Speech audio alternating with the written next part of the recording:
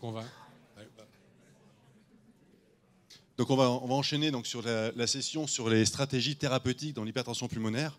Session très appétissante, en commençant par les façons de faire évoluer peut-être la stratification du risque dans l'HTAP, avec l'intervention de Athénaïs Boukli. Merci Grégoire. Ok, super.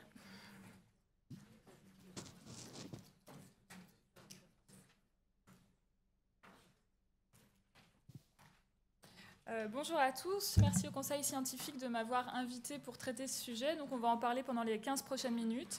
Et la question difficile à laquelle je dois répondre, c'est comment faire évoluer la stratification du risque dans l'hypertension artérielle pulmonaire. Donc voici mes liens d'intérêt. Donc, comme vous le savez, l'algorithme thérapeutique qui a été proposé lors des dernières recommandations internationales intègre la stratification du risque pour les patients atteints d'HTAP et sans comorbidité cardiovasculaire. Cette stratification du risque, elle est utilisée à la fois au diagnostic, mais également au cours du suivi pour guider la stratégie thérapeutique de nos patients. Donc, comme vous le savez, au moment du diagnostic, on va utiliser une table de stratification du risque en 3 strates.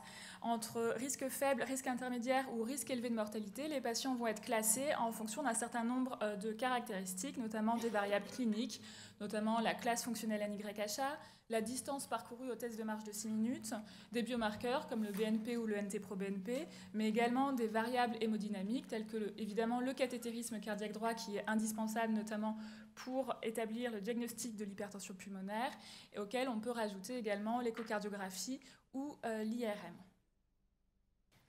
Au cours du suivi, on va s'appuyer sur une table de stratification du risque, cette fois-ci en 4 strates, et les patients vont être classés en risque faible, risque intermédiaire élevé ou risque élevé de mortalité, selon 3 variables non invasives, qui sont la classe fonctionnelle NYHA, le test de marche de 6 minutes et le BNP ou le NT-proBNP.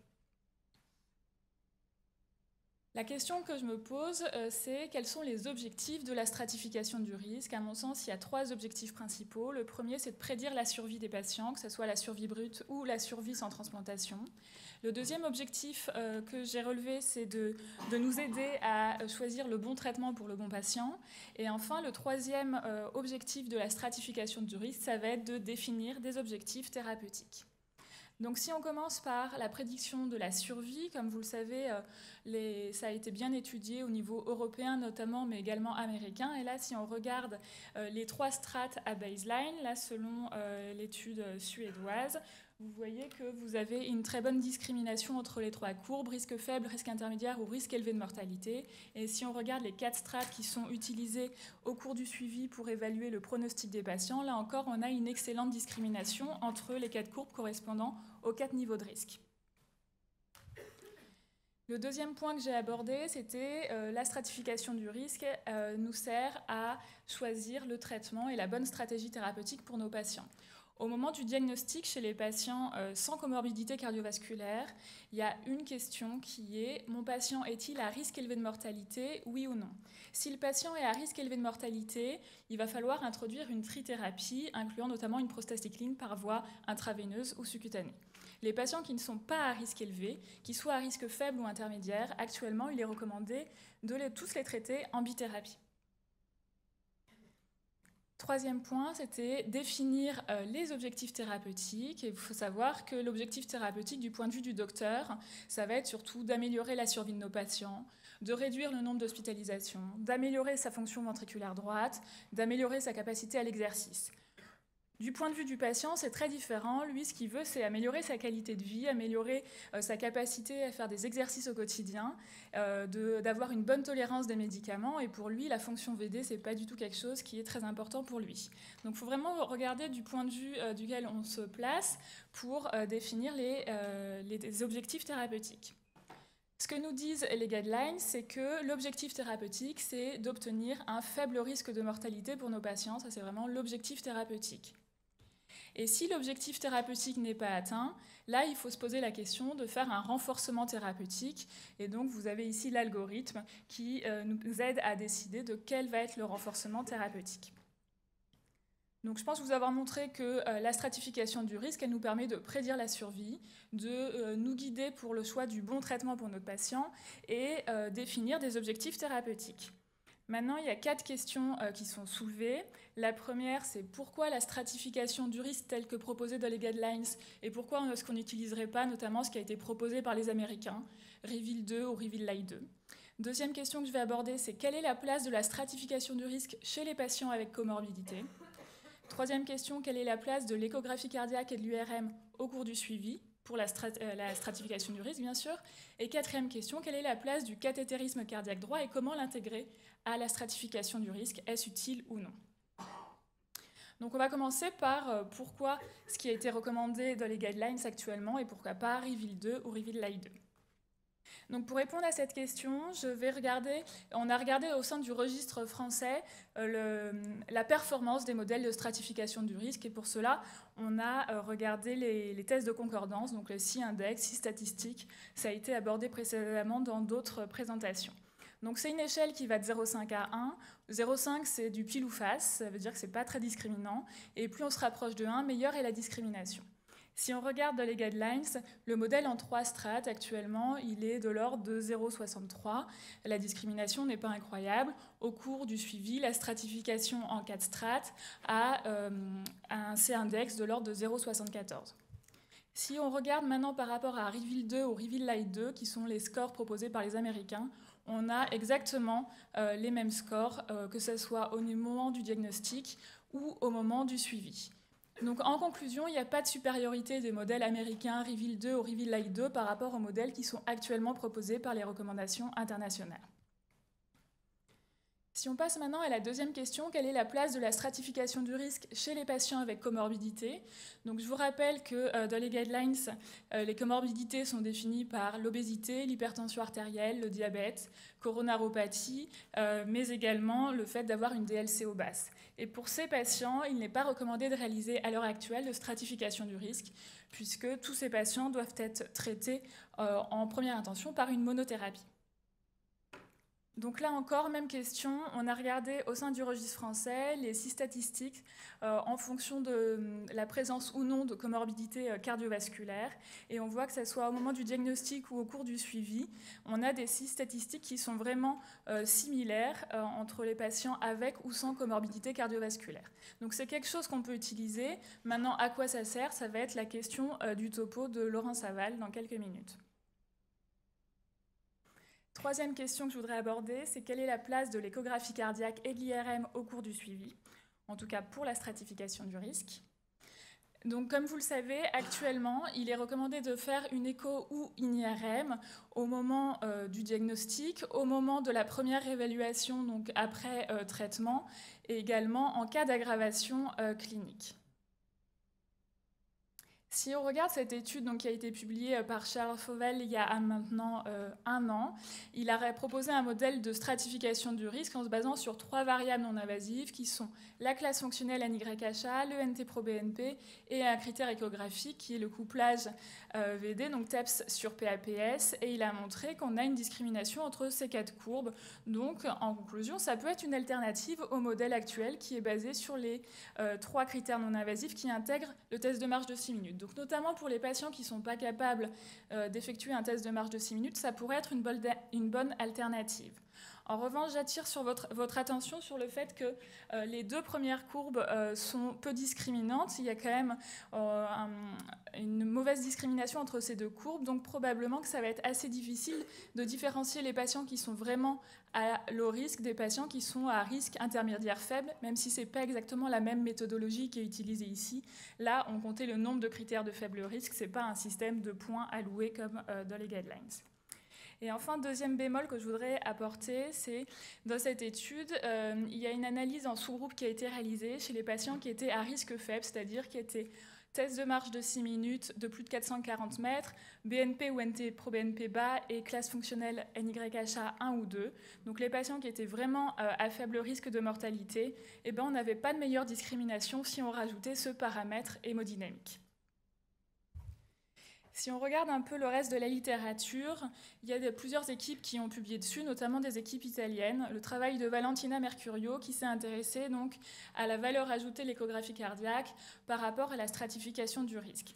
Donc il faut savoir que dans cette étude, elle a regardé par rapport à la stratification du risque telle qu'elle était recommandée dans les guidelines de 2015, donc en 3 strates, et elle a montré que parmi les patients qui étaient à risque intermédiaire de mortalité selon ces 3 strates, on arrivait à mieux discriminer le risque chez ces patients en utilisant 2 critères qui étaient le TAPSI et le flux d'insuffisance tricuspide. Une autre étude, cette fois-ci italo-belge, qui, pareil, part d'un modèle en 3 strates et qui montre qu'on arrive bien à discriminer les patients à risque intermédiaire en rattrapant un certain nombre de patients qui étaient à risque intermédiaire et en les reclassant à risque élevé de mortalité. Enfin, si on se pose la question maintenant de l'IRM, cette étude a été montrée précédemment par Charles dans son topo, et il montre qu'on a, avec un certain nombre de critères, notamment le volume télésystolique ventriculaire droit, on arrive à discriminer la survie des patients, à évaluer leur survie. Et si on regarde quelle est la valeur de ce modèle par rapport à Reveal ou par rapport au score français tel qu'on l'avait proposé il y a quelques années maintenant, et bien, si on rajoute l'IRM, on gagne un petit peu. En comparaison, là, c'est les aires sous la courbe. L'air sous la courbe est meilleur quand on rajoute ce paramètre hémodynamique. On va maintenant passer à la dernière question. Quelle est la place du cathétérisme cardiaque droit au cours du suivi ? Et donc, je vous rappelle qu'il y a de nombreuses études et de nombreuses équipes qui ont montré qu'on pouvait faire un suivi non invasif, donc notamment basé sur la classe fonctionnelle, le test de marche, le BNP, et sans faire de cathé. Donc, le travail français, évidemment, vous le connaissez. Ça a été validé par les Allemands, et puis ils ont proposé secondairement le score qui a été retenu pour l'évaluation du risque au cours du suivi. Et puis, il y a également le travail américain, Reveal Light 2, qui se base non seulement sur les 3 critères non invasifs, classe fonctionnelle, test de marche, BNP, mais qui intègre également la fonction rénale, la fréquence cardiaque et la pression artérielle. Et du coup, dans les guidelines, le cathétérisme cardiaque droit n'a plus trop sa place au cours du suivi, c'est laissé à la discrétion du clinicien. Ce n'est pas recommandé de manière formelle. Il y a cette étude qui est intéressante qui a été publiée en 2011. Les auteurs ont regardé le site statistique d'un certain nombre de critères cliniques et autres pour prédire la survie des patients atteints d'HTAP. Et donc, ils montraient que si on prenait que la classe fonctionnelle NYHA, on avait un site statistique qui était dès l'ordre de 0,6, donc une discrimination qui n'est pas fabuleuse. Si on rajoute en plus des variables cliniques telles que le test de marche, on va arriver à 0,75 de site statistique. Et si on rajoute en plus des variables biologiques, qui étaient l'hémoglobine et la créatinine, on était à 0,76, donc on améliore la discrimination. Si on rajoute encore les EFR, l'écho et le cathétérisme cardiaque droit, on arrive cette fois-ci à 0,84, donc une très bonne discrimination. Donc tout ça, c'est très bien. Le seul bémol que je vois par rapport à cette étude, c'est que dans les critères biologiques, le BNP et le NT-proBNP n'avaient pas été intégrés. Donc pour l'instant, on n'a pas de démonstration formelle que rajouter de l'hémodynamique, que ce soit échographie cardiaque ou cathétérisme cardiaque droit, par rapport à un modèle basé sur la classe fonctionnelle, le test de marche et le BNP, on ne sait pas si ça fait mieux ou pas. Donc on a réalisé un travail au sein du réseau français. Donc si on regarde des patients atteints d'HTAP au cours du suivi, on a une très bonne discrimination entre nos 4 courbes de survie, risque faible, risque intermédiaire élevé ou risque élevé de mortalité. Et la question qu'on s'est posée, c'est au sein de chaque strate, est-ce qu'on va gagner quelque chose en apportant des variables hémodynamiques ? Donc on a fait des analyses de Cox pour chacune de ces strates et on a regardé toutes les variables hémodynamiques apportées par le cathétérisme cardiaque droit. Et ce qu'on voit, c'est que chez les patients qui sont à risque faible de mortalité ou ceux qui sont à risque élevé de mortalité, il n'y a aucun intérêt de rajouter des variables hémodynamiques issues du cathétérisme cardiaque droit. Par contre, chez les patients qui sont à risque intermédiaire, soit risque intermédiaire faible, soit risque intermédiaire élevé, là, on a un certain nombre de variables hémodynamiques qui peuvent nous aider à mieux discriminer les patients. Donc, on a l'APOD, le débit cardiaque, l'index cardiaque, le stroke volume index et également la SVO2. Ensuite, pour chacune de ces variables hémodynamiques, on a regardé des courbes ROC time dépendantes pour essayer d'identifier le meilleur seuil qui nous permettra de stratifier les patients en risque faible ou risque élevé de mortalité. Et là, c'est intéressant parce qu'on retrouve les mêmes seuils que ceux qui ont été décrits dans les guidelines. Une POD à 8, un index cardiaque à 2,5, un stroke volume index à 37 et une SVO2 à 65%. Donc suite à ça, on a réalisé un certain nombre de modèles d'analyse multivariée pour voir que, en plus du risque en 4 strates, l'apport de chacune de ces variables. Et pour regarder quel était le meilleur modèle, on a regardé le score AIC. Et vous savez que plus le score AIC est faible, meilleur est le modèle. C'est un modèle qui va intégrer à la fois la performance du modèle, mais qui va aussi prendre en compte sa complexité. C'est-à-dire que l'idée, c'est d'identifier le modèle le plus fiable, mais aussi le plus simple, parce que si on met trop de variables dans le modèle, eh ben, on va être pénalisé. Et finalement, le meilleur modèle dans notre travail, c'était le modèle qui intégrait la SVO2. Donc voici ce qu'on peut proposer. Donc, on a nos 4 strates, risque faible, risque intermédiaire élevé ou risque élevé de mortalité. Et pour les patients qui sont à risque faible ou risque élevé, on peut s'arrêter là et avoir une bonne prédiction du risque de mortalité à la fois à 1 an et à 3 ans. En revanche, si on rajoute la SVO2 pour les patients qui sont à risque intermédiaire faible ou à risque intermédiaire élevé de mortalité, on va gagner en discrimination. Vous voyez que ce qui est intéressant, je vais vous montrer l'exemple. Donc si on regarde les patients qui sont à risque intermédiaire faible et qui ont une SVO2 supérieure à 65%, ils ont une mortalité à 1 an qui est exactement la même que ceux qui étaient à risque faible, mais en revanche à 3 ans, les deux courbes de survie sont très différentes. Dans un cas, on a 92% de chances de survie et dans l'autre cas, 84%. Donc finalement, on va avoir 6 strates très différentes en termes de survie quand on intègre cette variable hémodynamique chez les patients à risque intermédiaire. En pratique, à quoi ça sert? Donc, vous avez ici nos 6 courbes de survie en fonction de l'algorithme que je vous ai présenté. Et donc, pour savoir à quoi ça sert, on va encore faire des statistiques, on va encore faire des courbes ROC. Et ce qu'on trouve, c'est que le modèle en 4 strates, il a un C-index à 0,74. Quand on regarde le C-index de notre nouveau modèle en 6 strates, on fait un peu mieux, 0,76. Si on compare les courbes ROC, là encore, c'est statistiquement significatif. Mais en pratique, je pense que le bénéfice, il est assez faible de ce modèle qui intègre la SVO2. Donc pour résumer les données de la littérature et les données issues du registre français, tous les modèles se valent, que ce soit les modèles de la stratification du risque proposés par les guidelines, que ce soit Reveal 2 ou Reveal Lite 2. Il y a une même performance de la stratification du risque chez les patients avec comorbidité cardiovasculaire. L'écho et l'IRM permettent une bonne discrimination du risque intermédiaire, mais toutes les études réalisées, c'était à partir des modèles en 3 strates et non pas du modèle en 4 strates actuel. Donc je ne peux pas répondre à la question par rapport à les recommandations intégrant les 4 strates. Et enfin, le cathétérisme cardiaque droit, on a montré qu'il n'y a pas d'intérêt chez les patients qui sont à faible risque de mortalité et chez les patients qui sont à risque élevé de mortalité. Maintenant, je vais vous montrer ce que je pense, moi. Je pense qu'un bon modèle de stratification des risques, c'est un modèle pour lequel on a une stratégie thérapeutique spécifique pour chacune des strates. Si on a plein de strates et que finalement on traite tout le monde pareil, je pense que ça n'a pas grand sens et grand intérêt d'avoir un modèle avec trop de stratification. Au diagnostic, il y a une seule question, c'est mon patient est-il à risque élevé de mortalité par rapport à mon patient n'est-il pas à risque élevé de mortalité? Je pense qu'on a besoin que de 2 strates, identifier les patients à risque élevé pour initier une trithérapie, puisque tous les autres doivent être, selon l'algorithme actuel, traités en bithérapie. Au cours du suivi, 3 variables non invasives sont suffisantes. Et enfin, je pense que l'écho, l'IRM et le cathétérisme cardiaque droit, ils sont peu utiles pour améliorer la discrimination, mais qu'en pratique, ça va rassurer le docteur et ça va le conforter dans ses décisions. Je vous remercie pour votre attention.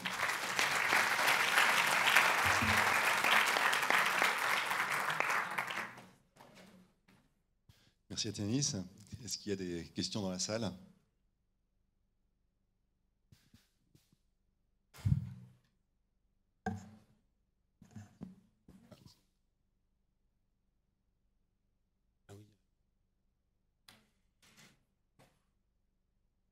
J'ai une question sur quand vous intégrez les paramètres hémodynamiques dans votre étude. Je n'ai pas vu la POD dans votre modèle, sur les diapos.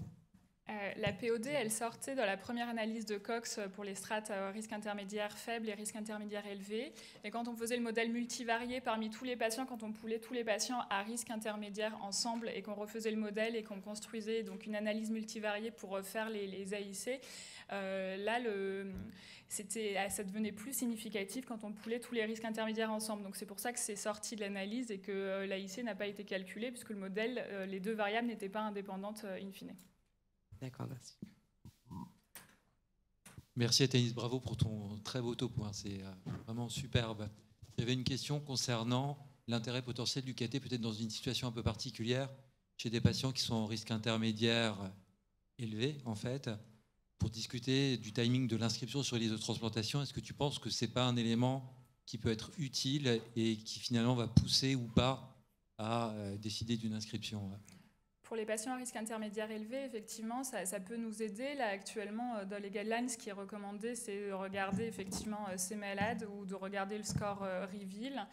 Effectivement, je pense que ça peut être des arguments supplémentaires pour essayer de pousser pour la transplantation. Maintenant, c'est des patients qui sont déjà à risque élevé de mortalité. Et effectivement, ça peut permettre d'identifier ceux pour qui la transplantation va se poser. Là, je vous ai montré toutes ces données uniquement en prenant le critère événement égal décès. Je n'ai pas tout montré, mais effectivement, ça serait intéressant de regarder, de faire la même analyse en essayant de prédire également décès ou transplantation, parce qu'il y a effectivement un certain nombre de patients pour lesquels on se pose la question du timing de la transplantation. C'est tout à fait vrai.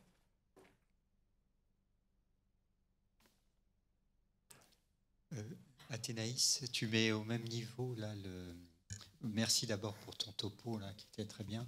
Tu mets au même niveau reveal et le risque ESC-ERS, mais il y a la fonction glomérulaire dans reveal. Qu'est-ce que tu penses de ce critère? Il y a un papier des Allemands qui mesure le volume plasmatique et qui montre qu'il y a certains patients qui ont un syndrome cardio-rénal. Que penses-tu de la fonction glomérulaire? Je pense que la fonction rénale, c'est quelque chose d'important, mais que c'est souvent un témoin de la gravité de la maladie. Ça peut être une conséquence de l'insuffisance cardiaque en tant que telle. Mais finalement, on voit qu'en rajoutant ce critère et en complexifiant cette stratification du risque, finalement, on n'obtient pas mieux, on fait la même chose. Donc, pourquoi s'embêter à rajouter encore plus des critères si on obtient la même chose avec juste le BNP, le test de marche et la classe fonctionnelle? Évidemment, je pense pour un patient donné, c'est important d'évaluer la fonction rénale. Je ne dis pas que ce n'est pas intéressant, je ne dis pas que le KT ne sert à rien, jamais. Je dis, pour la stratification du risque, on n'a pas besoin de ça, en fait. Félicitations à Athénaïs, magnifique, comme d'habitude. Il y a une certaine négation des traitements même, dans toutes ces analyses. C'est-à-dire que c'est dans l'hypothèse que les traitements soient effectivement ajustés comme il faut ou optimisés. Et quelque part, presque, et je connais bien ça parce qu'on a fait beaucoup ça dans l'asthme, qui est une autre maladie que je connais, et tout d'un coup on a eu des traitements qui marchent et puis tout a volé en éclats. Et puis peut-être là on est dans une période où il y a peut-être des traitements qui marchent mieux encore que ceux qu'on avait, et donc je me demande comment tu perçois, comment on va faire pour refaire ça avec la lumière des nouveaux traitements, à la lumière des nouveaux traitements. Là, je me suis placée dans l'état d'esprit 2023. On a les traitements qu'on connaît qui ciblent la dysfonction endothéliale. On n'a pas les nouvelles thérapeutiques qui sont très intéressantes et prometteuses. Je pense qu'effectivement, la question va se reposer. Moi, actuellement, ce que j'ai présenté, ma vision des choses, c'est par rapport à l'algorithme actuel, on a peu de strates, en tout cas de stratégies thérapeutiques différentes. Probablement qu'avec l'arrivée des nouveaux traitements, on va arriver à décider qui va devoir avoir les nouvelles molécules, et donc on aura besoin de plus de strates. Effectivement, il faudra refaire les mêmes analyses quand on aura plus de strates disponibles, et c'est une bonne question. Peut-être qu'on va complètement transformer l'avenir de la maladie et que l'hémodynamique sera plus important pour ces malades pour décider qui devra les avoir ou pas. Mais là, c'est plutôt une question d'indication thérapeutique que de stratification du risque. Une question très pratique. Est-ce qu'au Kremlin Bicêtre, vous continuez à faire les cathétérismes cardiaques droits pour réévaluation après introduction des traitements? Ou est-ce que si votre patient est en faible risque, vous ne les réévaluez plus hémodynamiquement et vous ne faites plus que les cathés au diagnostic initial? J'ai deux façons de répondre. Soit je botte en touche en disant que je suis à Londres en ce moment et que j'en sais rien.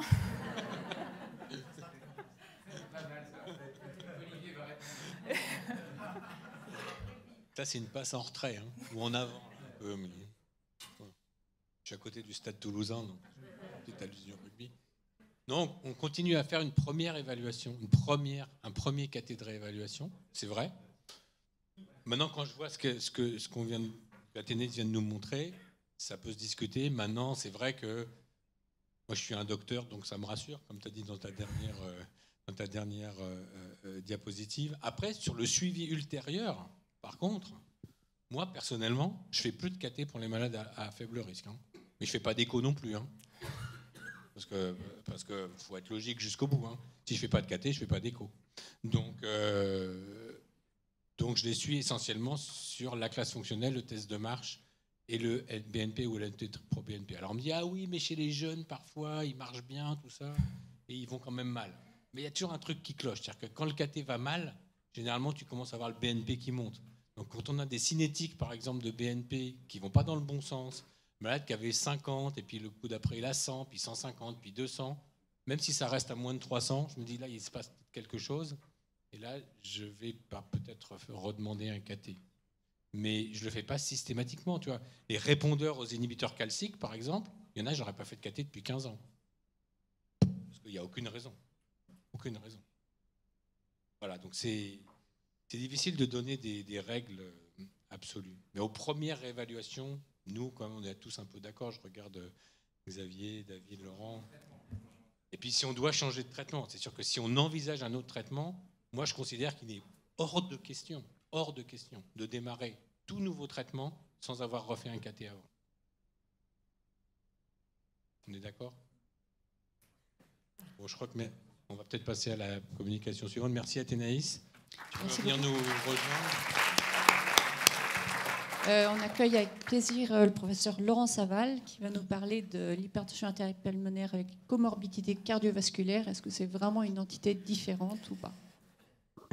Merci beaucoup. On va essayer d'aborder cette question où il y a encore plein de réponses auxquelles qu'on n'a pas tout à fait éclaircies, mais qui fait beaucoup débat en ce moment suite aux dernières guidelines, comme vous le savez. Donc, juste pour commencer ce topo, vous savez tous qu'on a une population d'HTAP qui est vieillissante. Si on prend le registre français de l'hypertension pulmonaire, on a désormais 30% des patients qui ont plus de 70 ans. On a une moyenne d'âge qui est de l'ordre de 60 ans. Et encore, on a des registres où la moyenne d'âge est la plus faible dans les pays de l'Ouest, puisque quand vous prenez par exemple le registre Compera, vous avez la moyenne d'âge est de 70 ans. Donc forcément, avec le vieillissement de cette population, on a de plus en plus de patients avec des comorbidités cardiovasculaires. Et finalement, on va rencontrer des profils hémodynamiques qui sont très différents et parfois une différenciation entre le groupe 1 et le groupe 2 qui n'est pas toujours très évidente. On a d'un côté les patients qui ont clairement une HTAP, qui ne sont pas comorbides, qui sont jeunes. De l'autre côté, les patients qui ont clairement une hypertension pulmonaire post-capillaire. Et puis entre les deux, la frontière n'est pas toujours très claire. On va avoir des patients qui peuvent avoir un profil hémodynamique précapillaire au repos, mais avec des niveaux de résistance pas très élevés. Et dès qu'on fait un test de remplissage ou dès qu'on fait un test dynamique, ces patients basculent sur un profil qui est post-capillaire. Et à l'inverse, on a des patients qui sont post-capillaires, combinés pré- et post-capillaires en hyperinflation. Et quand vous les diurétiquez, que vous refaites un cathétérisme cardiaque droit, ils basculent du côté précapillaire. Donc on a chez ces patients qui sont comorbides une frontière entre le groupe 1 et le groupe 2 qui n'est pas toujours évident. C'est un profil qui est différent, une réponse au traitement qui peut être différente et qui peut donc parfois amener à une stratégie thérapeutique qui est différente. Et c'est donc ce qui a été proposé dans les dernières guidelines et qui a fait pas mal de bruit et qui fait toujours discuter, c'est de proposer un algorithme thérapeutique qui est différent pour les patients qui ont au moins une comorbidité cardiovasculaire ou respiratoire, mais on va se concentrer sur les comorbidités cardiovasculaires, alors qu'on est dans une ère où on propose de plus en plus d'utiliser les combinaisons thérapeutiques. Il a été proposé pour ces patients-là d'initier préférentiellement une monothérapie et d'envisager dans un second temps éventuellement une combinaison thérapeutique. Donc ça veut dire qu'on fait un algorithme thérapeutique qui est différent pour 60 à 80% des patients selon les registres, puisque si vous regardez toutes les datas des registres, 60 à 80% de ces patients ont effectivement des comorbidités cardiovasculaires. Donc si on prend l'exemple pour illustrer ça, qu'est-ce qu'on craint finalement en mettant une bithérapie d'emblée? Ce qu'on craint, c'est de justement démasquer une part postcapillaire et d'aggraver le patient. Donc je vous donne ici un exemple, un cas clinique, une patiente qui avait 76 ans en classe fonctionnelle 3 de la NYHA, des comorbidités cardiovasculaires, une échographie cardiaque avec une VIT qui était à 4,1 mètres secondes et un cathétérisme cardiaque droit qui montrait 57 de PAP moyenne, une PCP entre 12 et 15 mm de mercure, un index bas, et vous voyez un niveau de résistance vasculaire pulmonaire très élevé. Donc il a été, lorsque vous faites le test ONO, vous voyez néanmoins que la PCP augmente un peu à 17 mm de mercure. Cette patiente a été incluse dans le protocole Ambition à l'époque, elle a reçu une bithérapie, et elle revient 3 semaines après en dégradation très nette avec un œdème pulmonaire. Et lorsqu'on refait le cathétérisme cardiaque droit, on voit qu'il y a une PCP qui est à 25 mm de mercure sous bithérapie. Donc c'est ça qu'on craint lorsqu'on va traiter des patients qui ont des comorbidités cardiovasculaires, d'où une stratégie thérapeutique proposée un peu différente. Sauf que ça représente énormément de patients. Donc il y a un certain nombre de questions qui se posent. D'abord, quelle est la vraie prévalence de ces comorbidités cardiovasculaires? Quel est l'impact de ces comorbidités sur la survie des patients? La stratification du risque, on en a un petit peu parlé, je redirai un mot. Et finalement, quelles données on a actuellement sur la tolérance et l'efficacité des traitements spécifiques de l'hypertension pulmonaire dans cette population spécifique? En ce qui concerne la prévalence des comorbidités cardiovasculaires, je vais vous mettre à chaque fois en regard le registre Compera, qui est le registre où la moyenne d'âge est la plus élevée, et le registre français. Cette publication a été proposée donc, en 2020 à partir du registre Compera, où ils ont fait une étude en cluster qui va être basée sur l'âge, le sexe, la DLCO inférieure à 45%, le tabagisme et les comorbidités cardiovasculaires. Et donc, ils ont identifié 3 clusters. Le cluster 1 qui correspond à l'HTAP, essentiellement les femmes jeunes sans comorbidité cardiovasculaire, mais vous voyez que ça représente 13% de leurs patients. Vous avez le cluster 2 qui va être essentiellement des femmes avec des comorbidités cardiovasculaires, rarement fumeuses, souvent de la fibrillation atriale. Vous voyez que ça représente 36% de leurs patients. Et à droite, vous avez plutôt les hommes, comorbidité cardiovasculaire, fumeurs, une DLCO abaissée. Et là, c'est 51% des patients. Donc on voit que la proportion de ces patients avec comorbidité est absolument majeure. Si on prend maintenant les données du registre français de l'hypertension pulmonaire qui ont été présentées en partie à l'ERS par Athénaïs, vous voyez qu'on a 39% des patients qui n'ont pas de comorbidité cardiovasculaire et on a 60% des patients qui ont au moins une comorbidité cardiovasculaire et 30% des patients qui ont au moins 2 comorbidités cardiovasculaires. Vous avez la distribution de ces comorbidités telles qu'elles sont listées dans les guidelines, obésité, hypertension artérielle qui est le plus fréquent, dysfonction rénale et insuffisance coronarienne. Et je vous ai rajouté également la DLCO inférieure à 45% chez 37% de nos patients. Donc si on compare les patients avec ou sans comorbidité cardiovasculaire, on n'a pas de grand scoop, on a des patients qui ont une hémodynamique qui n'est pas forcément plus sévère, on a des niveaux de résistance qui sont souvent un peu plus basses, mais avec une PCP un peu plus élevée. Par contre, on a des patients qui vont avoir un taux de NT-proBNP plus élevé, des patients qui vont avoir une distance parcourue qui est plus basse, mais aussi des patients qui sont plus âgés. Alors si on regarde maintenant l'impact de ces comorbidités sur la survie des patients, je reprends les registres Compera. Vous avez à gauche donc les courbes de survie en fonction des clusters que je vous ai présentés tout à l'heure. Donc le cluster HTAP sans comorbidité en haut, le cluster de femmes comorbides non fumeuses et les hommes comorbides et fumeurs, la courbe bleue. Et à droite, vous avez la survie en fonction du nombre de comorbidités cardiovasculaires. Et vous voyez que plus il y a de comorbidités cardiovasculaires et plus la courbe de survie est altérée. Dans le registre français de l'hypertension pulmonaire, on n'a pas tout à fait la même chose. Vous avez en vert les patients qui n'ont pas de comorbidité cardiovasculaire. Et ensuite, vous voyez les patients qui ont une comorbidité ou plus de 2 comorbidités cardiovasculaires. Et vous voyez que la courbe de survie est très nettement différente dès lors qu'il y a au moins une comorbidité cardiovasculaire. Ça suffit pour vraiment identifier effectivement une population de patients qui est différente en termes de survie. Je mets un bémol sur le BMI et l'obésité. Ça, c'est un travail qu'avait fait Jason et qu'on retrouve dans l'analyse qu'on a faite avec Athénaïs. Vous voyez que les patients qui ont une obésité n'ont pas une survie qui est plus altérée, ce qui ne veut pas dire qu'ils n'ont pas un facteur de risque d'avoir une dysfonction diastolique et qui nécessite éventuellement une stratégie thérapeutique différente. Voilà pour la survie. En ce qui concerne la stratification du risque, Je vais passer rapidement parce que Athénaïs l'a déjà dit tout à l'heure. Les méthodes de stratification du risque chez ces patients-là fonctionnent plus ou moins bien. Là encore, si vous prenez les données du registre Compera à baseline et à first follow-up chez les patients qui ont 1 à 2 comorbidités cardiovasculaires, on a plutôt une bonne discrimination de la survie, sauf pour les patients qui sont en low et intermédiate low risque. Par contre, chez les patients qui ont plus de 2 comorbidités cardiovasculaires, vous voyez que la stratification du risque est beaucoup moins discriminante en termes de survie. En ce qui concerne le registre français de l'hypertension pulmonaire, là encore, on retrouve des résultats un petit peu différents. Vous voyez à gauche les patients qui ont 1 comorbidité cardiovasculaire, à droite les patients qui ont 2 ou plus comorbidités cardiovasculaires, et vous voyez que quel que soit le nombre de comorbidités cardiovasculaires, on arrive à bien discriminer les patients en termes de survie en utilisant donc la stratification en 4 risques. Alors maintenant la question, est-ce qu'il faut une stratégie thérapeutique différente chez tous ces patients qui ont au moins une comorbidité cardiovasculaire, comme c'est suggéré par les dernières recommandations? Alors qu'est-ce qu'on a dans la littérature? Un point important, donc, c'est l'étude Ambition. Vous vous souvenez que l'étude Ambition, au départ, les critères d'inclusion, c'était avoir plus de 25 de moyenne, de PAP moyenne et plus de 3 de résistance vasculaire pulmonaire, avec bien sûr une PCP inférieure à 15 mm de mercure. Donc vous incluez là-dedans des patients comorbides qui avaient des élévations modérées des pressions pulmonaires, une PCAP dans la zone grise entre 12 et 15, des résistances pas très élevées. Donc très vite, ils ont rectifié le tir et donc on a changé les critères d'inclusion. Et il fallait que les patients aient un niveau de résistance différent en fonction du niveau de pression capillaire pulmonaire. Et en particulier, si les patients étaient dans la zone grise entre 12 et 15 mm de mercure, il fallait que le niveau de résistance soit supérieur à 500 DIN et non pas 240 DIN. Et par ailleurs, étaient exclus les patients qui avaient 3 ou plus de 3 comorbidités cardiovasculaires.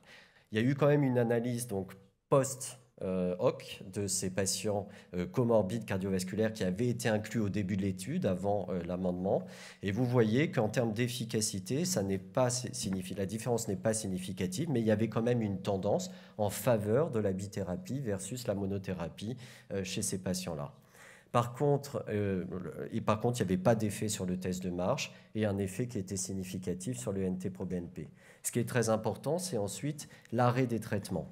Et vous voyez que chez les patients à droite qui avaient une comorbidité cardiovasculaire, il y a eu 33% d'arrêt des traitements versus 14% chez les patients qui n'ont pas de comorbidité cardiovasculaire. Et que cet arrêt des traitements concernait de préférence les antagonistes des récepteurs de l'endothéline et l'embrisentan. Si on regarde maintenant l'étude Griffon, ils ont fait à peu près la même analyse en séparant les patients comorbides, non comorbides, et là encore avec des critères hémodynamiques différents qui correspondent à peu près à ce qui avait été proposé dans Ambition. Et vous voyez que l'étude post-hoc des patients qui ont une comorbidité cardiovasculaire est toujours en faveur du Selexipag versus le placebo, malgré le fait que ces patients sont comorbides. Et là, si on regarde le taux d'arrêt des traitements, il est de 21% chez les patients qui avaient des comorbidités cardiovasculaires versus 13% chez les patients qui n'ont pas de comorbidité cardiovasculaire. Donc une tendance à plus d'efficacité, mais très, très nettement plus d'arrêt de traitement et plus d'adverse events chez les patients qui ont des comorbidités cardiovasculaires.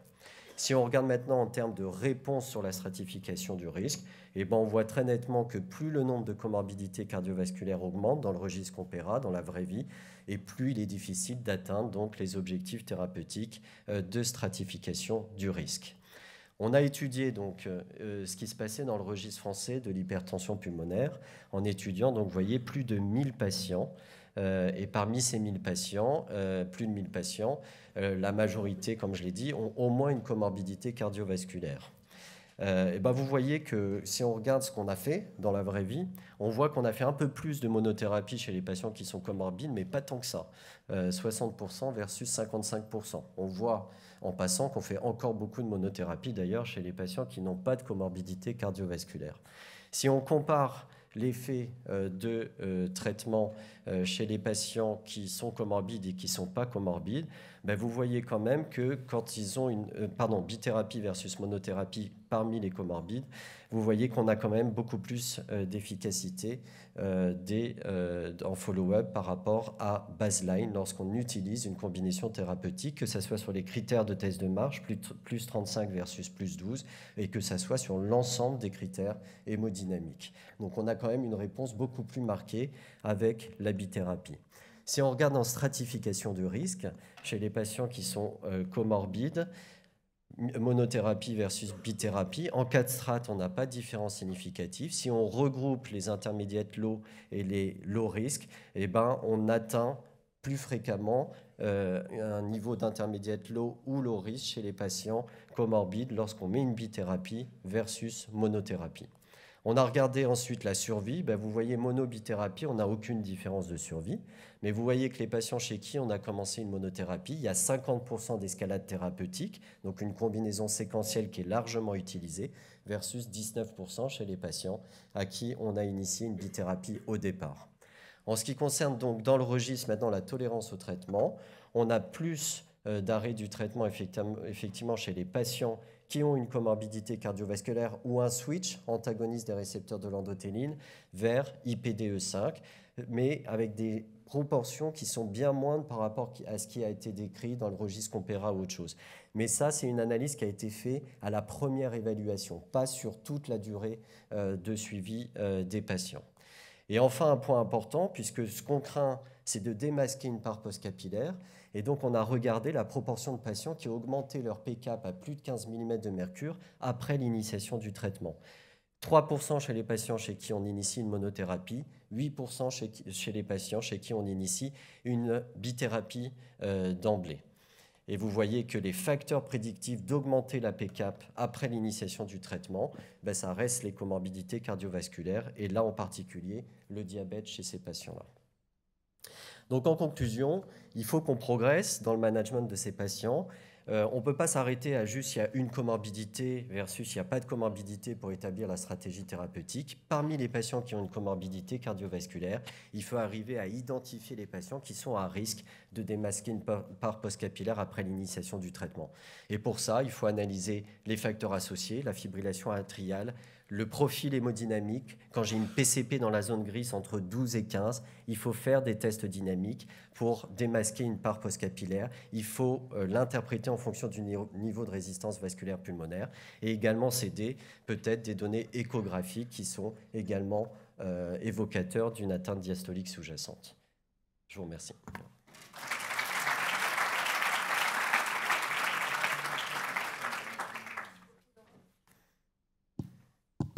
Merci beaucoup, Laurent, pour ce superbe exposé. Est-ce qu'il y a des questions dans la salle ? Une petite question, Laurent. Quand on est plus âgé, on a plus de problèmes cardiovasculaires. Quand on dit que les patients comorbides décèdent plus que les autres, est-ce que c'est des courbes qui ont été ajustées sur l'âge ou est-ce qu'il n'y a pas un facteur confondant là-dedans ? Oui, on l'a également ajusté sur l'âge et la différence reste significative ajustée sur l'âge, effectivement. Super, Laurent. Je voulais poser la question tout à l'heure, puis on n'a pas eu le temps, puis du coup j'en profite, paf. Il y a de l'intelligence artificielle qui montre qu'on calcule super bien le volume veineux pulmonaire au scanner maintenant et que ça fait remarquablement la différence groupe 1, groupe 2. Est-ce qu'on ne peut pas ajouter ça dans les algorithmes que tu proposes ou qu'est-ce que tu en penses ? J'en pense pas grand-chose. Je ne sais pas s'il y a une comparaison de ça par rapport à la mesure simplement de la pression capillaire pulmonaire et des tests dynamiques. Donc je ne pense pas qu'il y ait eu de comparaison de ça. C'est cross-sectionnel, quoi. Voilà. Il n'y a pas de longitude. Après, il faut se méfier aussi de ce volume, comme tu dis, pulmonaire. Par exemple, on avait fait des études PICO qui permet de cette mesure-là chez des patients qui sont en décompensation. Quand il y a une grosse interdépendance VDVG, tu as très nettement aussi une augmentation de ce volume pulmonaire. Donc il faut faire attention à ça. Je pense que le message avec les outils qu'on a actuellement, c'est faites des tests dynamiques chez les patients qui ont une P-cap entre 12 et 15 et qui sont âgés avec des niveaux de résistance pas très élevés. Donc le test de remplissage doit faire vraiment une partie intégrante de l'exploration de ces patients avant de décider de la stratégie thérapeutique.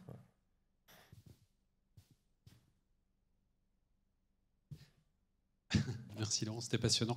J'avais une remarque concernant les P-cap de ces patients comorbides. Quand on les réévalue, souvent les P-cap montent sous traitement.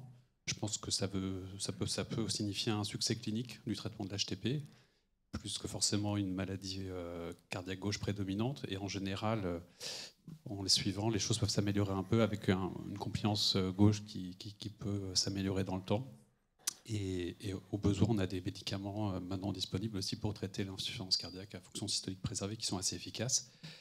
Et ma question ou mon partage d'expérience, que penses-tu des génériques de traitement de l'HTAP qui brouillent un peu les pistes en ce moment chez ces patients, notamment en termes de tolérance, et qui ne sont pas faciles à gérer en face à face avec les patients? Alors pour l'augmentation de la PCAP après les traitements, c'est néanmoins ce qu'on craint. C'est le cas clinique que je vous ai montré avec la patiente qui vient avec un œdème pulmonaire. Donc chez la patiente qui va passer de 12 à 16 de PCP sans manifestation d'œdème pulmonaire, je suis d'accord avec toi, les conséquences elles sont minimes. Ce n'est pas toujours le cas. En ce qui concerne les génériques des traitements de l'HTAP, moi j'ai pas constaté de problème particulier, donc je ne sais pas si d'autres en ont, mais tu parlais justement chez ces patients comorbides? Pas que, mais c'est vrai qu'on a des baisses d'efficacité, ça c'est un autre problème, mais aussi des effets secondaires qui sont parfois plus prégnants et qui peuvent amener à des retraits de traitement ou des... Alors on l'a peut-être un peu constaté avec les génériques des IPDE5, pour les génériques des antagonistes des récepteurs de l'endothéline moins, et c'est plutôt ces traitements-là qui posent problème chez les patients comorbides. Voilà, mais enfin moi j'ai pas eu de problème majeur en tout cas. Merci Laurent, c'était super clair et c'est une problématique essentielle parce qu'un algorithme, comme tu as montré, qui finalement est un algorithme un petit peu de côté, qui sentait être pour quelques malades, mais qui en représente 60%, ça pose un souci. L'étude que tu vas mener va nous donner des réponses. J'ai cherché à comprendre ces comorbidités cardiovasculaires. Tu penses qu'elles ont un effet sur la maladie vasculaire pulmonaire, ou tu penses que ces comorbidités cardiovasculaires, elles sont un marqueur d'une insuffisance cardiaque gauche à fraction d'éjection préservée sous-jacente et qu'on n'arrive pas bien à dépister? Et la question sous-jacente de ça, est-ce qu'on ne serait pas plus performant finalement à dire qu'il faut toujours faire un test de remplissage au diagnostic, et quand il y a une insuffisance cardiaque gauche à fraction d'éjection préservée qui est démasquée, il faut avoir une stratégie qui est peut-être plus prudente, plutôt que de rechercher comorbidités qui sont finalement à moitié détournées de retrouver ça? La deuxième partie de ta question, c'est ce que j'ai dit. Ça, pour moi, c'est très clair. C'est juste pour dire qu'on passe d'abord par l'étape, il y a une comorbidité.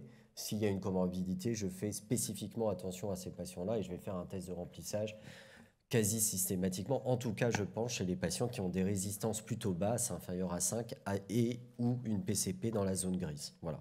Et je pense que si tu démasques une part post-capillaire, si elle est très très nette, sur l'écho, ça ne sera même pas de traitement. Et on va même rectifier des patients qui sont définis comme hypertension pulmonaire précapillaire à baseline, mais qu'on va redéfinir finalement en post-capillaire après les tests de remplissage. Parce que même certains d'entre eux, on a pu le voir en particulier lorsqu'on a dépisté les patients exposés au Mediator, qui étaient beaucoup de ces patients-là, où on passait même à un profil post-capillaire pur et même pas combiné post-capillaire après l'épreuve de remplissage.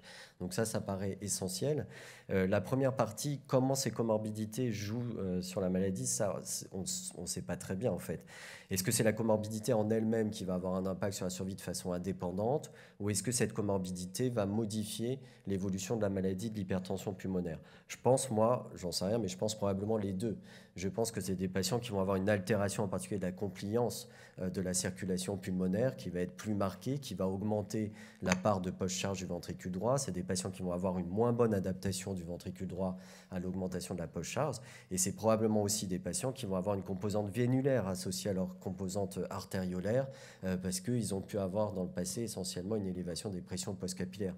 Donc je crois que toutes ces hypothèses combinées, il y en a probablement certaines qui sont vraies là-dedans, vont faire que c'est des profils évolutifs différents et des réponses surtout au traitement qui peuvent être différentes. Merci. Est-ce qu'il y a d'autres questions? Non? Vas-y.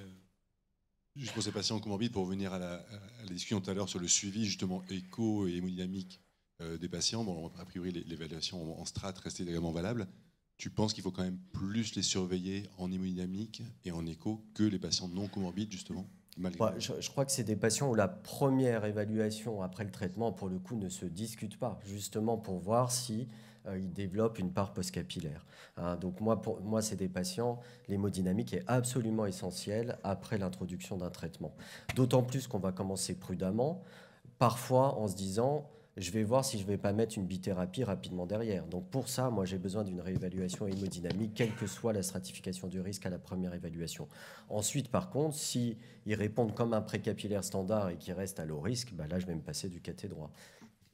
Par contre, eux, peut-être que l'échographie, je vais quand même regarder la taille de l'oreillette gauche et vérifier qu'elle n'augmente pas progressivement au cours du temps quand même. Et pour ces patients-là, est-ce qu'il ne faut pas d'ailleurs même les voir à 6 semaines après l'introduction du traitement avant d'attendre toujours. Alors moi, je les vois. Vous voyez la dame que je vous ai présentée, qui a un cas un peu caricatural. C'est toujours à 3 semaines que ça se passe. Donc moi, je les vois à 1 mois. Dès que je crains ça, je les vois à 1 mois.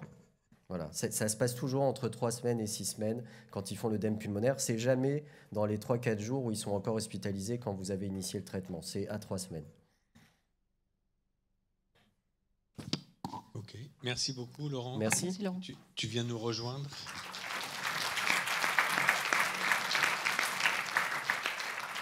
Et donc on va passer à la dernière présentation, un sujet extrêmement important à la lumière maintenant de tous ces nouveaux médicaments qui arrivent ou vont arriver. C'est finalement où est-ce qu'on va les mettre. Donc merci. Laurent Bertoletti, on est Saint-Étienne. Merci Olivier, c'est bien de succéder. On reste entre Laurent, donc ça c'est plutôt bien.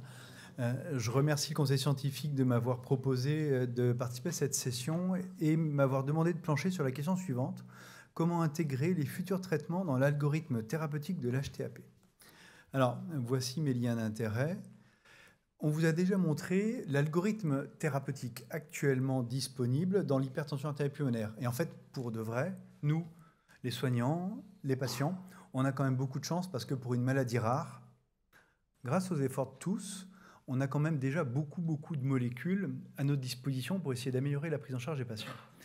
La bonne nouvelle, c'est qu'il y a actuellement de nombreuses molécules en cours de développement. Alors c'est un papier récent signé par Jason en premier et le dessin est presque aussi beau qu'un dessin de New England. Vous voyez, on voit les différentes molécules en cours de développement qui vont cibler la dysfonction de la cellule endothéliale pulmonaire ou surtout l'effecteur, la cellule musculaire lisse. Tout à l'heure, Marc parlait de Disease Modification Therapy et peut-être que c'est là où on est en train d'arriver enfin. Je vais donc vous proposer dans les 10 prochaines minutes de nous balader de gauche à droite pour garder un ordre entre les différentes molécules candidates qui pourraient être amenées à être une arme supplémentaire dans l'arsenal thérapeutique. Alors, la première molécule, c'est une classe qu'on connaît déjà un peu, c'est les stimulateurs de la guanylate cyclable soluble, mais par contre, c'est une molécule en forme inhalée. L'essai thérapeutique est un essai adaptatif, c'est aussi une des grandes nouveautés. Il y a une amélioration de la méthodologie des essais thérapeutiques dans le domaine de l'hypertension artérielle pulmonaire, ça c'est un élément intéressant. Et dans cet essai thérapeutique, la molécule est testée en phase 2B à 3 doses sur un critère de jugement habituel qu'est les résistances vasculaires pulmonaires à 24 semaines, puis dans la phase 3, le critère de jugement est le critère habituel du test de marche de 6 minutes, lui aussi sur un délai court à 24 semaines. Les inclusions sont en cours et la cible est de 450 patients à inclure. Une autre molécule dont l'essai a commencé il y a beaucoup plus longtemps, c'est le ralinepag.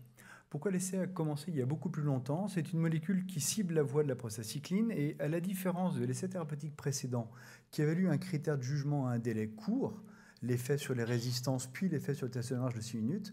Là, c'est un event-driven trial, c'est-à-dire qu'on pose l'hypothèse, comme ce qui a été fait avec le selexipag, que d'être exposé à cette molécule réduirait le risque de survenue d'un événement. Et donc, la puissance statistique de l'essai est calculée non plus sur la différence que vous allez attendre, mais tout d'abord sur le nombre d'événements qui doivent survenir pour pouvoir ensuite conclure. Et donc, c'est un très gros challenge, ce genre d'essai. Ça vous permet de dire, je pose l'hypothèse que mon médicament va protéger les malades du risque de dégradation, mais pour ça, je dois non plus décider de suivre tous les patients pendant 3 ans et d'inclure 750 malades, je dois attendre d'avoir tant d'événements pour avoir la puissance statistiquement suffisante pour conclure à l'efficacité ou non de la thérapeutique. Les autres investigateurs ont reçu, comme moi, un mail pendant l'été nous invitant à augmenter le nombre d'inclusions, puisqu'il n'y a à l'heure actuelle pas assez d'événements pour pouvoir conclure sur l'effectif attendu. C'est la limite des event-driven trials. Si jamais on se plante sur l'hypothèse du taux d'événement, eh bien on doit augmenter de fait l'effectif et la puissance de l'essai. L'essai thérapeutique est toujours en cours. Ensuite, sur la voie du PDGF, eh bien, nous avons deux molécules. La première d'entre elles est l'imatinib. Il avait déjà été testé en voie orale avec une efficacité sur les critères habituels dans l'hypertension artério-pulmonaire, mais un signal de tolérance très défavorable avec des hématomes sous-duraux trop importants, des complications hémorragiques graves. Et une voie d'amélioration du rapport bénéfice-risque d'une thérapeutique est de modifier les modalités d'administration de cette thérapeutique. Et là, dans le contexte, eh bien, la solution idéale, c'est de nébuliser le médicament permettant de diminuer le taux d'effet secondaire par rapport à la voie systémique. Et donc l'imatinib inhalé est évalué cette fois-ci dans un essai combiné, c'est un autre design adaptatif, avec une phase 2B en cours qui découle ensuite sur une phase 3. Les inclusions sont en cours, il y a actuellement 462 patients à inclure dans l'essai thérapeutique. Toujours sur la voie des tyrosine kinase inhibiteurs, un autre candidat intéressant est le seralutinib. Il y a une phase 2 qui vient d'être communiquée et dont le critère de jugement principal est positif. Il y avait une différence statistiquement significative en faveur de la molécule testée sur les résistances vasculaires pulmonaires, ce qui a permis de lancer un essai de phase 3, qui est en cours d'ouverture, je crois, au monde, qui est l'essai PROSERA, dont le critère de jugement principal est plus académique, c'est l'effet sur le test de marche de 6 minutes. Au bout de 24 semaines, les inclusions sont en train de démarrer. Vous voyez déjà une modification, on aura plusieurs modalités de prise en charge avec des modalités par voie orale ou par voie inhalée. Je passe maintenant sur la cellule musculaire lisse et eh bien, il y avait un produit qui avait un rationnel extrêmement fort sur le plan pharmacologique et fondamental pour être un bon médicament dans l'hypertension artério-pulmonaire. C'était le rodatristatétyl qui joue sur la voie de la sérotonine. Et on avait tout pour espérer que ce médicament soit bénéfique. L'essai thérapeutique a inclus 92 malades, si je me souviens bien. C'était un essai de phase 2. On avait eu la chance de proposer ce médicament, enfin, une participation à l'essai à Saint-Étienne à malade, ce qui prouve qu'on pensait que c'était bénéfique. Et vous avez reçu, pour ceux qui ont participé à l'essai, un mail un petit peu embêtant pendant l'été nous disant qu'il fallait arrêter l'exposition au traitement. La population avait été incluse, c'est-à-dire tous les malades ont été inclus dans l'essai thérapeutique, mais il y a eu manifestement un signal qui a encouragé à stopper l'exposition à la drogue dans la population de l'essai de phase 2.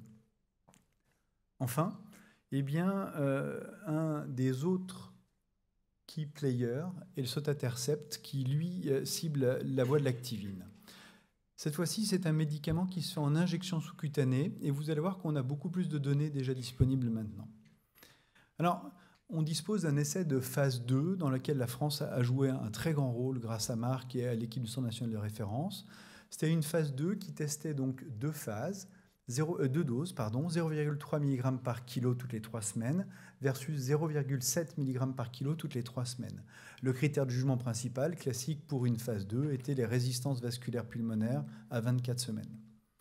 106 patients ont pu être inclus. C'était une population assez typique du cluster 1 montré par Laurent précédemment, une population assez jeune. Ce qui, moi, m'avait marqué était que l'ancienneté de l'hypertension artério-pulmonaire était notable, presque 8 ans, avec une sévérité hémodynamique qui était elle aussi notable. Je ne sais pas si ça marchera ici, mais vous voyez, à l'inclusion, les résistances étaient à 52 mm de mercure, 9,7 unités Wood, et la pression artério-pulmonaire moyenne à 52 mm de mercure. Plus d'un malade sur deux recevait déjà une trithérapie à l'inclusion dans l'essai, et 37% des patients recevaient une prostacycline injectable. Donc on était déjà sur une population qui recevait quasiment le mieux de ce qu'on peut faire sur le plan pharmacologique. L'essai thérapeutique est positif aux 2 doses, mais avec un effet dose qui nous montre que, par exemple, avec la dose de sotatercept à 0,7 mg par kilo, eh bien, les résistances baissent de presque 5 unités Wood dans la population de l'essai de phase 2. Ça a donc donné de bonnes raisons de lancer un essai de phase 3. J'oublie les données de tolérance. La population exposée au sotatercept avait une augmentation en moyenne d'1 gramme par décilitre du taux d'hémoglobine et une baisse en moyenne de 12 gigas par litre du taux de plaquettes. Il n'y avait pas d'impact clinique de ces modifications dans les limites de l'effectif d'une phase 2. Ça a donc posé les bases d'un essai thérapeutique classique de phase 3 qui rapidement amenait les malades à la dose de 0,7 mg par kilo toutes les 3 semaines. Le critère de jugement principal était classique, le test de marche de 6 minutes après 24 semaines. Ce qui n'était par contre pas classique, une grande première dans l'hypertension artérielle pulmonaire, tous ceux qui travaillent dans le domaine cardiovasculaire ont déjà l'habitude des essais hiérarchiques, mais là, pour la première fois, on voyait un essai hiérarchique dans une étude dans l'HTAP, j'en reparlerai tout à l'heure. 323 patients inclus, une population assez proche de celle de Pulsar, de nouveau des cas prévalents avec une ancienneté de l'hypertension artérielle pulmonaire de plus de 8 ans, et de nouveau, sur le plan hémodynamique, des patients en plus de 50 de moyenne, après 10 de résistance vasculaire pulmonaire, malgré une trithérapie dans 60% des cas, des prostacyclines dans plus de 40% des cas. C'est donc vraiment une population sur laquelle on n'avait plus beaucoup d'alternatives thérapeutiques médicamenteuses à proposer, qui a été inclus dans cet essai thérapeutique. Les résultats, vous le savez, ils sont positifs. Ils ont été présentés à l'ACC l'année dernière, puis dans New England. Et le sotatercept améliore de 40 mètres en moyenne le test de marche de 6 minutes par rapport au placebo du sotatercept. C'était la base que de passer par l'aune du test de marche de 6 minutes, mais ça tout à l'heure été abordé. C'est peut-être plus tout à fait le critère de jugement qui nous importe tous. C'est Athénaïs qui en a parlé tout à l'heure. Et je vous parlerai de l'étape, désolé, j'ai encore oublié la safety, c'est pas bien. Eh bien, le sotatercept était associé à une augmentation du taux d'hémoglobine, à une baisse du taux de plaquettes. Ça a quand même amené à baisser la dose du médicament chez 6% des malades. Donc, c'était quand même des modifications qui étaient significatives sur le plan du protocole. Et sur le plan clinique, il y avait 2 éléments notables. Premièrement, un malade sur 10 a présenté des télangiectasies sous sotatercept. Ça s'explique, mais c'est quand même un cas qui a été rapporté. Et ensuite, eh bien, il y a près d'un malade sur 5 chez qui a été déclaré par les investigateurs un événement hémorragique. C'était près de 2 fois plus dans le bras sotatercept que dans le bras placebo de sotatercept. Ça va nous questionner. Et donc, tout à l'heure, je vous parlais de l'analyse hiérarchique. Pour ceux qui n'ont pas trop l'habitude, l'analyse hiérarchique, c'est quand vous avez de bon espoir de penser qu'un médicament pourra agir sur plusieurs dimensions de la maladie, vous avez plusieurs possibilités. Soit vous faites 5 essais thérapeutiques évaluant chacun les dimensions de la maladie qui vous intéressent, soit vous pouvez partager le risque alpha et par exemple faire un co-primary endpoint, mais donc ça augmente la difficulté sur le plan statistique. L'autre solution est de faire une analyse hiérarchique. L'analyse hiérarchique, c'est à peu près comme un grand chemin où vous devez décider de classer par ordre les éléments d'intérêt. Et donc, 1, 2, 3, 4, 5. Le problème, c'est que si vous voulez savoir si le médicament il marche sur 4, vous ne pouvez pas faire 1, 4. Vous êtes obligé d'abord de tester si le médicament il marche sur 1. Si votre résultat est positif sur 1, à ce moment-là, vous avez juste le droit d'aller à 2. Si ensuite, à 2, le médicament il marche, vous avez le droit d'aller plus loin. Si jamais le médicament ne marche pas, vous arrêtez là. Et si jamais, par exemple, à 3, le médicament ne marche pas, il n'y a pas de différence sur ce critère, vous ne pouvez pas aller à 4. Alors que peut-être le médicament il marche vraiment sur 4. Et donc, c'est la difficulté des analyses hiérarchiques. Elles ont 2 difficultés. Le premier, c'est que vous allez passer des nuits blanches à définir l'ordre de la hiérarchie. Est-ce que je mets rapidement ce que je suis sûr qui va marcher? Ou alors, est-ce que je mets rapidement ce qui m'intéresse le plus? Parce que, je le rappelle, même si votre médicament il marche sur 4, s'il a planté sur 3, vous ne le saurez jamais. Et la deuxième difficulté, c'est que vous devez donc déterminer un effectif et des modalités de suivi qui vous permettent de répondre à tous les critères que vous avez mis dans votre analyse hiérarchique. Et donc, si vous voulez évaluer un critère de jugement principal à 6 semaines, mais que vous mettez dans votre analyse hiérarchique quelque chose qui nécessite 3 ans de suivi, vous devez suivre pendant 3 ans dans les mêmes modalités que sur le critère de jugement principal. Et c'est ce qui a été fait dans Stellar. Je le redis, c'est vraiment pour moi une réussite sur le plan méthodologique. L'essai thérapeutique est positif sur le critère de jugement principal, le test de marche de 6 minutes. Et ensuite, il y a eu, a priori, la définition de cet ordre de la hiérarchie. Tout d'abord, une échelle multicomportementale, ensuite des résistances vasculaires pulmonaires, ensuite l'effet sur le NT-proBNP, ensuite l'effet sur les NYHA, ensuite l'effet sur le time to clinical worsening, qui était le décès ou une dégradation, et chaque fois adjudiqué par un comité d'experts indépendants et aveugles de la prise en charge des malades, la stratification pronostique selon le score français, et les 3 dimensions d'un questionnaire de qualité de vie. Et donc, voici les résultats de l'analyse hiérarchique de Stellar. Chaque étape avait été retenue jusqu'à la dernière dimension, qui était la dimension psychologique du score de qualité de vie. On sait donc que le sotatercept permet d'améliorer de 38,9% l'échelle multicompartimentale et que c'est statistiquement supérieur par rapport au placebo. On sait donc que le sotatercept permet de diminuer de 234 DIN, donc 2,9 unités Wood, par rapport au placebo, les résistances, qu'il diminue aussi le NT-proBNP, qu'il permet une augmentation de la proportion de patients qui vont avoir une amélioration de leur NYHA et qu'ils vont avoir une diminution forte de 84% du risque de dégradation. Si, par exemple, dans la hiérarchie, les questionnaires de qualité de vie avaient été mis en premier, tout était fini, on ne savait pas le reste. Pour le time to clinical worsening, je vais rester un tout petit peu sur cette diapositive parce que Gérald nous en avait beaucoup parlé pendant un moment. La force aussi de cette analyse, vous savez que le time to clinical worsening, c'est un critère composite. Et quand on évalue l'efficacité d'une thérapeutique sur un critère composite, il faut qu'on soit certain que ça ne soit pas juste un seul élément, souvent le plus faible, du critère qui emporte la décision. Et là, vous voyez que quand on regarde les éléments du critère, on va retrouver un bénéfice de sotatercept sur chacun des éléments du critère quasiment. On va avoir un bénéfice sur la dégradation. On va même avoir un bénéfice sur quelque chose qu'on ne pensait jamais voir, le taux de décès comme le premier événement, et sur la nécessité de recours à l'époprosténol ou d'augmentation de l'époprosténol. Donc, les données majeures, et vous voyez par rapport à ce que je vous disais tout à l'heure, pour pouvoir répondre à ce time to clinical worsening, ça vous explique pourquoi il faut les poursuivre le suivi selon les mêmes modalités, alors que le critère de jugement principal était à 24 semaines. Si vous prévoyez un suivi prolongé pour vos critères de jugement dans l'analyse hiérarchique, vous êtes obligé de maintenir les malades dans les mêmes conditions que dans la randomisation initiale. Alors, il y a un programme de développement qui est intéressant avec le sotatercept. Actuellement est en cours Hyperion, qui sélectionne des cas incidents avec un risque intermédiaire ou élevé. Zénith va pour la première fois répondre à la question sur les malades à très haut risque, donc à risque élevé, et tous les patients sont versés dans un programme de phase 4 qui va nous renseigner de façon très importante sur la tolérance au long cours et le maintien d'une efficacité de la molécule. Et donc, si je monte dans ma DeLorean et que j'essaye d'imaginer dans 2 ou 3 ans, quand Marc mettra à jour les recommandations, qu'est-ce qui semble possible ?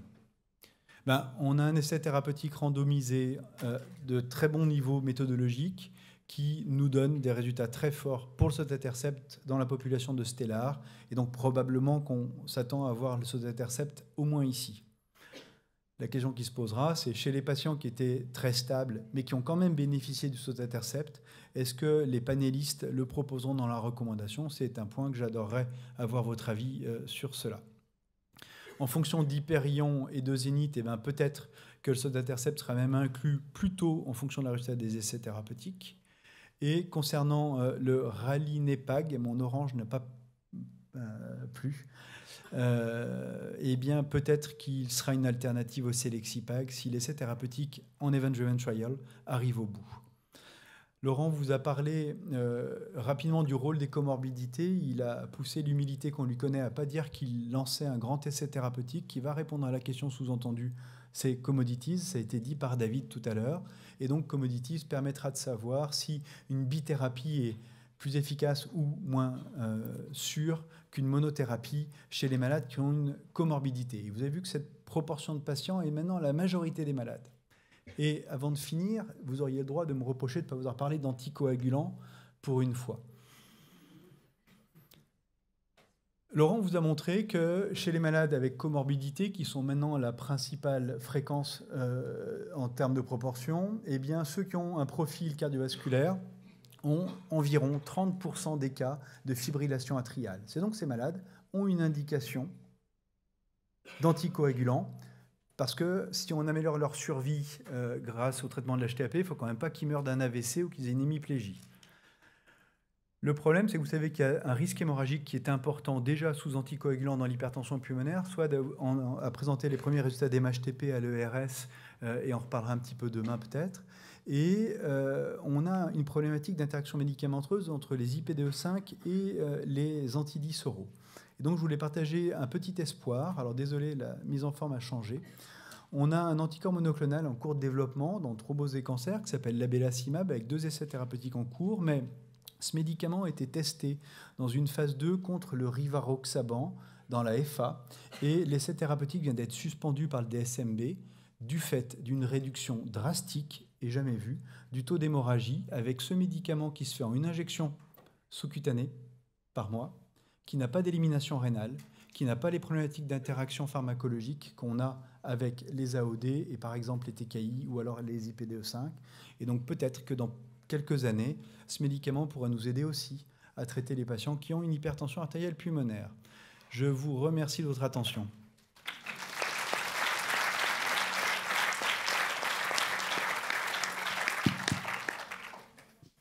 Merci beaucoup Laurent, c'était superbe. Est-ce qu'il y a des questions ou des commentaires ou des remarques? Alors, moi j'ai juste une petite question. Donc, tu n'as sans doute volontairement pas introduit les inhibiteurs de tyrosine kinase.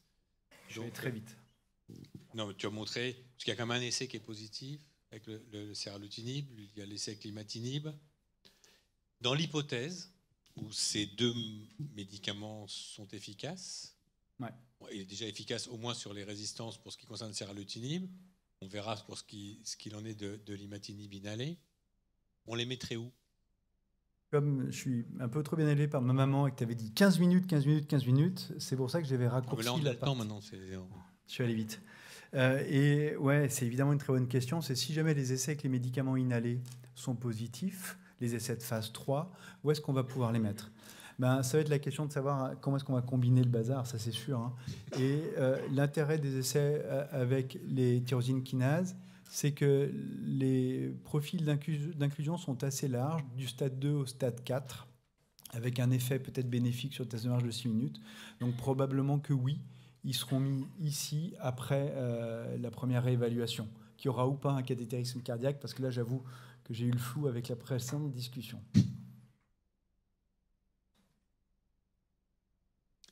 Est-ce que... Laurent, commodities, tu veux en dire un mot peut-être? Oui, je pensais que j'avais pas le temps tout à l'heure. Donc commodities, effectivement, ça sera un essai sur environ 200 patients. On a pris 2 comorbidités cardiovasculaires. Monothérapie, donc tadalafil placebo versus tadalafil en brisantant. Ça sera un suivi assez court sur 6 mois avec comme primary endpoint la proportion de patients qui est atteint faible risque ou intermédiaire faible risque, hein, puisqu'on a des ambitions, on va dire, chez ces patients-là qui sont un peu à la baisse par rapport aux patients standards. Et bien sûr, on regardera les arrêts de traitement, les effets secondaires et essayer d'évaluer un peu cette balance. Et il y aura une sous-étude dans les critères, comme tu dis, sur le profil de tolérance et d'efficacité aussi en fonction du profil hémodynamique à baseline. Voilà. Et alors, si je peux en profiter, parce que je pensais que David avait commencé, enfin, il lit dans mes pensées, il avait commencé la question que je voulais te poser, mais il n'a pas fini pareil. Tu ne crois pas que finalement ces comorbidités cardiovasculaires, c'est aussi surtout une modification du rapport bénéfice-risque des thérapeutiques qu'on avait l'habitude de développer chez les malades qui n'avaient pas de comorbidité cardiovasculaire? C'est le cas de ta patiente, qui en fait a peut-être eu un bénéfice précapillaire des thérapeutiques, mais pas de capacité gauche de le supporter en fait. Exactement. Voilà. Donc il faut, maintenant que cette population est extrêmement fréquente, il faut élargir les essais à ces patients qui sont actuellement, du coup, comme on craint ça, sont exclus justement des études. Tu as montré le profil des patients qui étaient dans les études qui ont évalué le sotatercept, qui correspond au phénotype, au cluster 1 de Compera, qui est finalement maintenant de plus en plus minoritaire.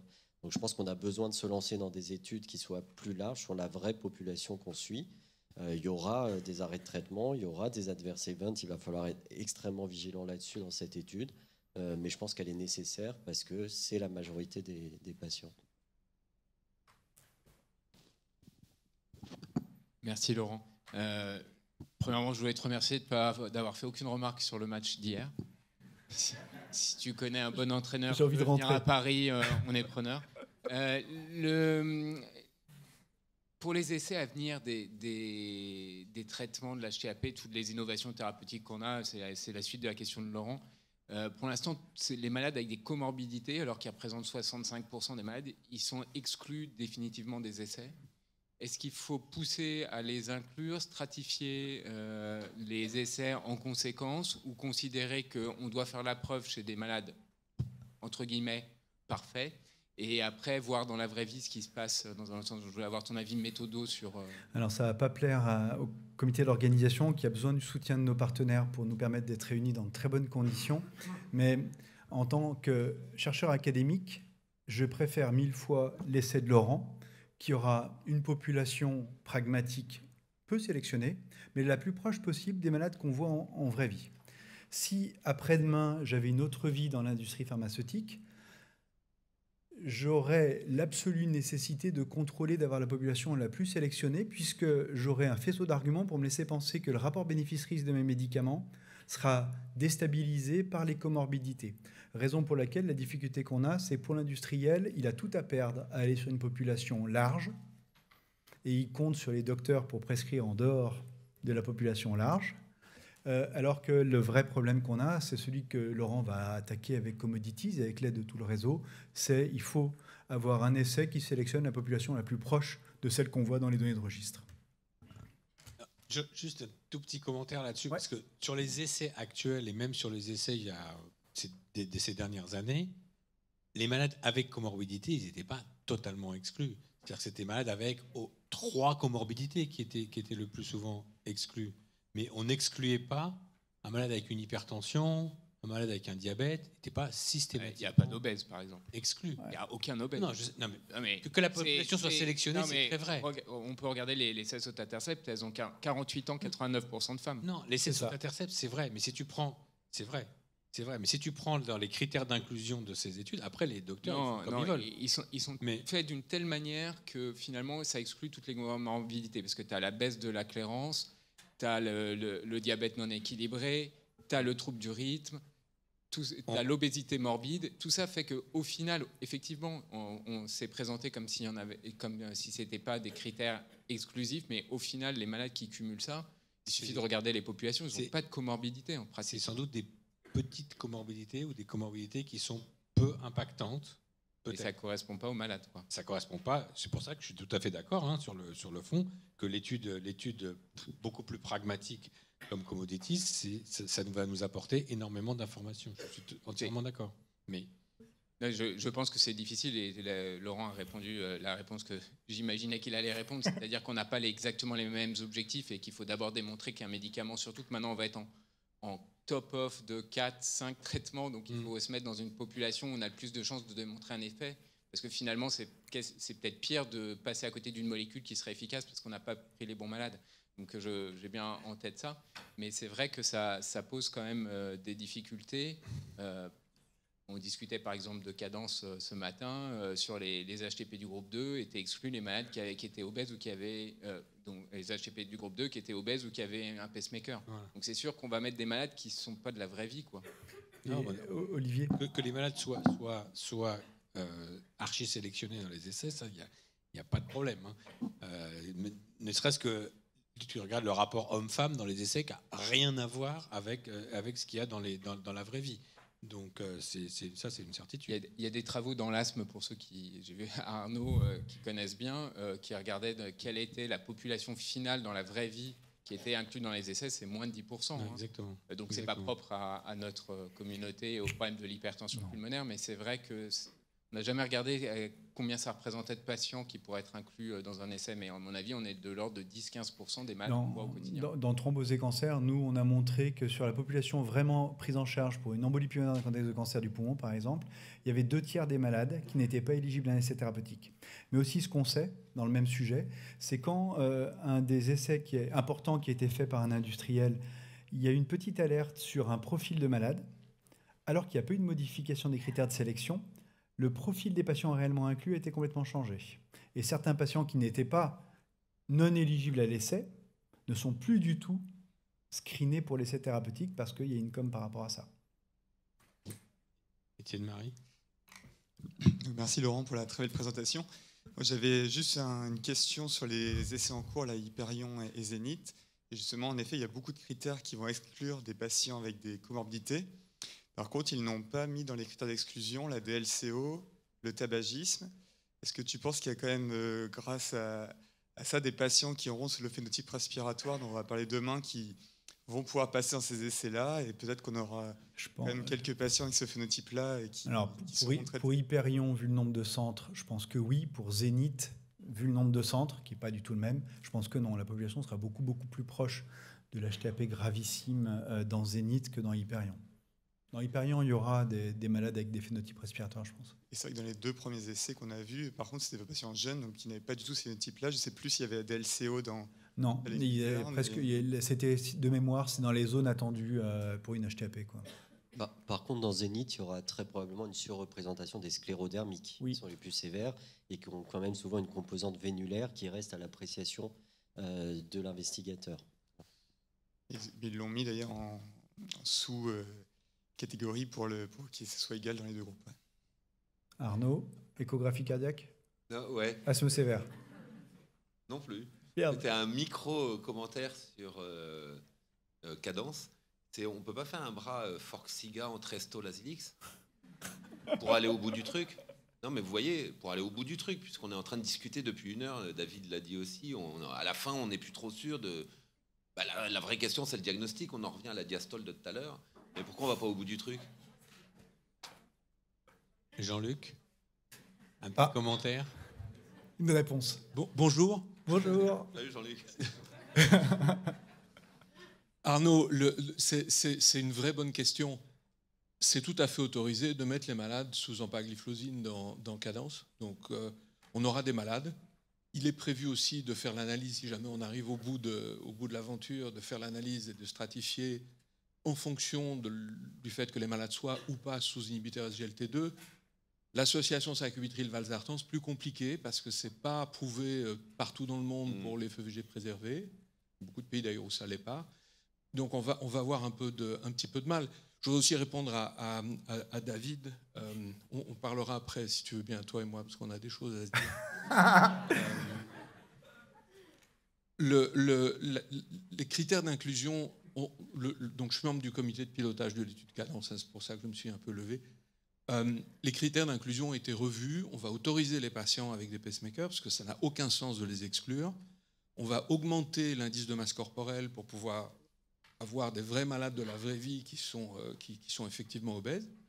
Et alors, j'ai une question pour l'auditoire. Est-ce que finalement, on ne s'en fout pas un peu de savoir s'il faut mettre ces malades dans les essais cliniques chez des patients qui sont déjà traités, qui ont déjà ERA et IPDE5? Est-ce qu'on ne s'en fout pas un peu qu'ils aient ou pas des comorbidités? À partir du moment où on fixe des critères d'inclusion sur la base de l'hémodynamique et sur la base du phénotypage, finalement, on pourrait laisser ces malades rentrer dans un essai clinique sans faire plus de complications. Moi, perso, la fibrillation atriale, ça me rend très nerveux parce que c'est un vrai facteur associé au groupe 2. Que le groupe 2 soit isolé ou avec une composante précapillaire, peut-être que c'est la seule limite qu'on pourrait proposer. Voilà, là-dessus, je retourne m'asseoir. C'est bon? Ok, merci beaucoup Jean-Luc pour cette remarque finale.